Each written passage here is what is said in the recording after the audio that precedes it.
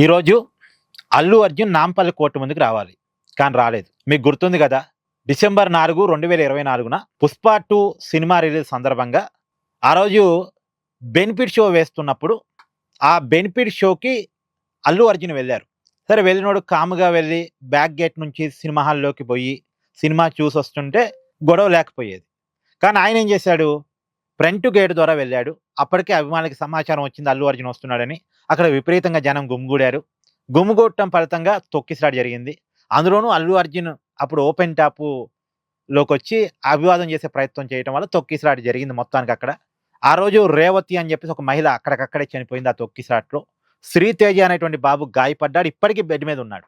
ఆ రోజుల్లో 'పుష్ప 2' టీమ్ మీద అల్లు అర్జున్‌తో సహా ఆ టీమ్ మీద ఆ సినిమా థియేటర్ అది RTC cross road Sanjay theatre. ఆ థియేటర్ మీద అందరి మీద కేసులు నమోదైనయి.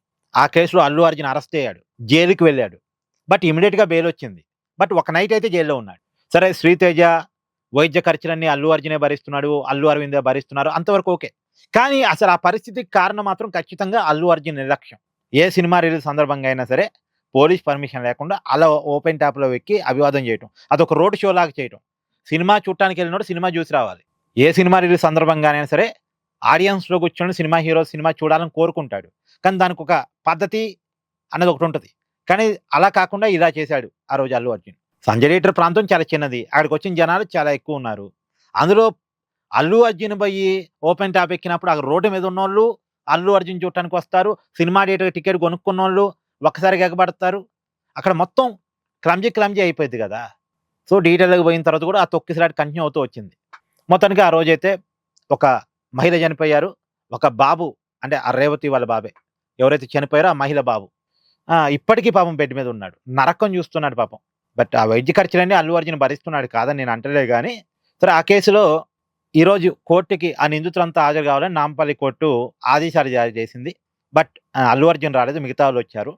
అల్లు అర్జున్ తరపున వాళ్ళ పర్సనల్ అడ్వకేట్ ఆబ్సెంట్ పిటిషన్ వేసుకొని నెక్స్ట్ టైమ్ మీకు డిజిటల్‌గా వస్తారు అని మీకు పర్మిషన్ కావాలని చెప్పేసి కోర్ట్‌ని అడిగారు. అల్లు అర్జున్ రాయలు. దానికి కోర్ట్ మెమో దాఖలు చేసుకోమని చెప్పింది. అంటే అల్లు అర్జున్ ఫిజికల్‌గా వస్తే కొద్దిగా మళ్ళా ఇబ్బందొస్తాయి. రకరకాలుగా ఉన్నాయి గదా! ఇష్యూస్. కాబట్టి వాళ్ళ రాయరు పర్సనల్‌గా రిక్వెస్ట్ చేసుకున్నాడు జడ్జి గారిని. ఈరోజు రాలేని పరిస్థితిలో ఉన్నాడు. నెక్స్ట్ టైమ్ మీరు చెప్పిన రోజు వస్తాడు. అది కూడా డిజిటల్‌గా వస్తారు. కొద్దిగా మీరు పర్మిషన్ ఇవ్వండి అని అడగటం. కోర్ట్ కూడా దాన్ని మెమో దాఖలు చేసుకోమని చెప్పింది మరి. దాని మీద ఏ నిర్ణయం తీసుకుంటారని తెలీదు.